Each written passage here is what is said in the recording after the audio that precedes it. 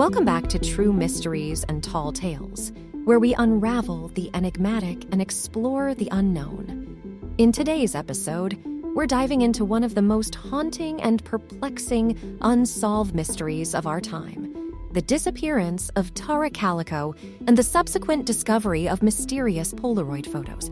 A story filled with twists and turns, speculations, and dead ends. Tara's case has mystified investigators and captured the imagination of millions. So grab your detective hat and join us as we attempt to piece together this complex puzzle.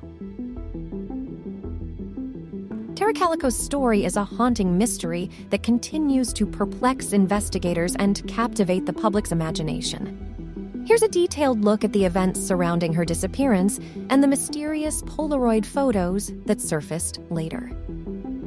Tara Calico was a 19-year-old woman from Belen, New Mexico.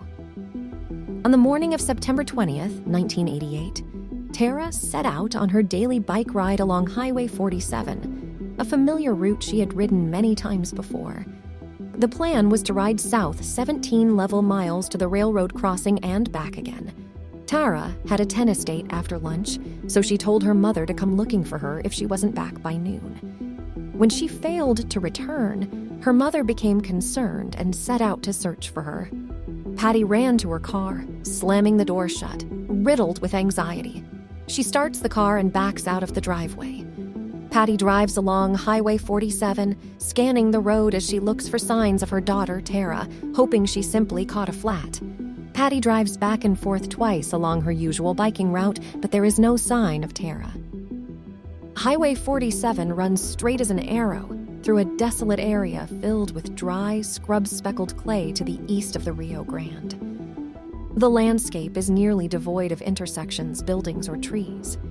On the day Tara vanished, neither she nor her pink bicycle were found anywhere. Her mother, however, stumbled upon a cassette of the American rock band Boston by the roadside, a significant find since Tara always carried it. In a state of panic, Patty notified the Valencia County Sheriff's Department of her missing daughter. For several weeks, a diligent search was conducted by local and state law enforcement, as well as numerous volunteers. They scoured the area on foot, horseback, ATVs, and aircraft. All they found were fragments of Tara's shattered Sony Walkman and traces of her bicycle's tires. According to her stepfather, John Dole, the marks seemed like skid marks, hinting at a possible struggle. Patty felt as though Tara had been abducted and tried to leave behind clues from a moving vehicle. But the clues led nowhere.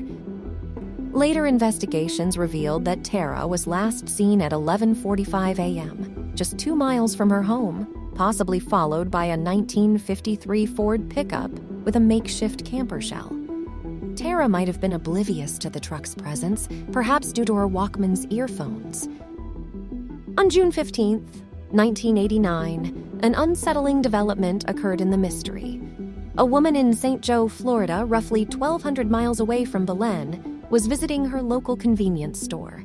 As she got out of her car, she noticed a white, windowless Toyota cargo van parked next to her. The driver, a man in his 30s sporting a mustache, was inside the van. After finishing her shopping and returning to her car, she discovered a Polaroid photograph in the spot where the van had been parked. Driven by curiosity, she picked it up and looked closely at the image.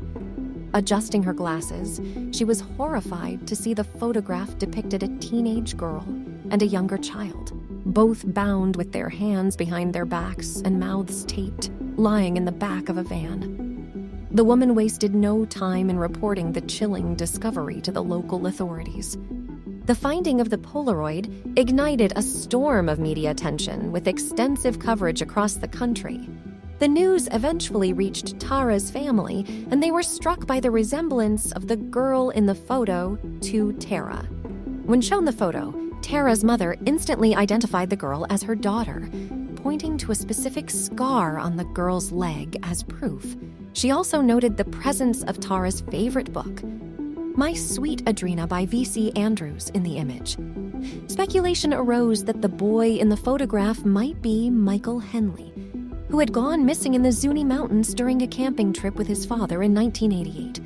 This theory was eventually debunked when Michael's remains were found in 1990, approximately 7 miles from where he had vanished. His death, determined to be from hypothermia, cast doubt on the idea that he was the boy in the picture, though the Polaroid prompted new inquiries and captured national fascination. It brought about more confusion than clarity. The photograph underwent examination by various authorities, including Scotland Yard, the FBI, and the Los Alamos National Laboratory, but it ultimately led to no concrete leads or resolutions. Scotland Yard's analysis of the Polaroid concluded that there was an 85% likelihood that the girl in the picture was Tara. Contradictorily, the Los Alamos National Laboratory stated that the girl was not Tara. Meanwhile, the FBI's examination remained inconclusive, unable to confirm or deny the girl's identity.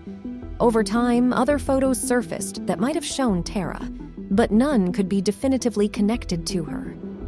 Tara Calico's parents tirelessly sought answers. The media attention and ongoing efforts by her family have yet to solve the mystery of Tara's disappearance. The Polaroid photos have spawned various theories and much speculation, but no concrete evidence to explain her fate. The theories about what happened to Tara Calico are numerous, ranging from abduction by a serial killer to running away from home, and even outlandish suggestions that she was taken by aliens. In a curious development in 2009, Port St. Joe Police Chief David Barnes received a photograph of a young boy with a black marker drawn over his mouth, mimicking the 1989 photo. He was also mailed a second letter containing an original image of the boy. Interestingly, on the same day that Barnes's second letter was postmarked, the Star newspaper in Port St. Joe received an identical image of the boy with the marker over his mouth.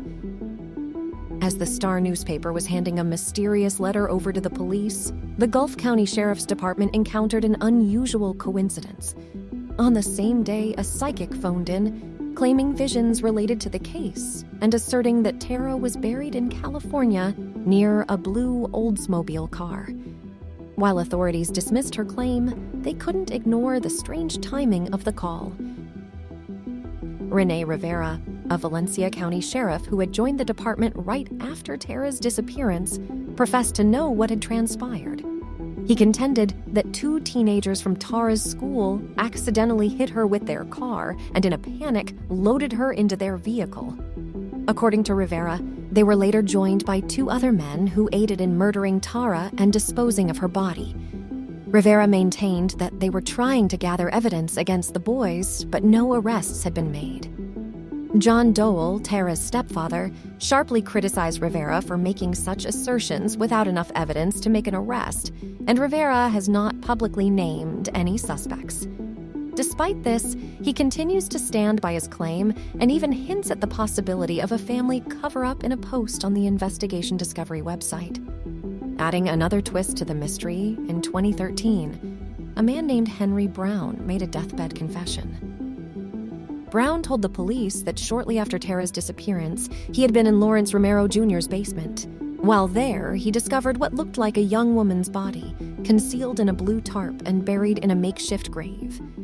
In his confession, Brown detailed a harrowing account involving Lawrence Romero Jr., Leroy Chavez, and Dave Silva.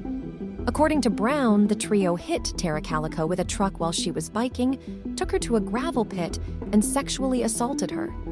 When Tara threatened to go to the police, Lawrence Romero Jr. allegedly stabbed her to death, with Chavez and Silva holding her down. Shockingly, Brown also claimed that Lawrence Romero Jr.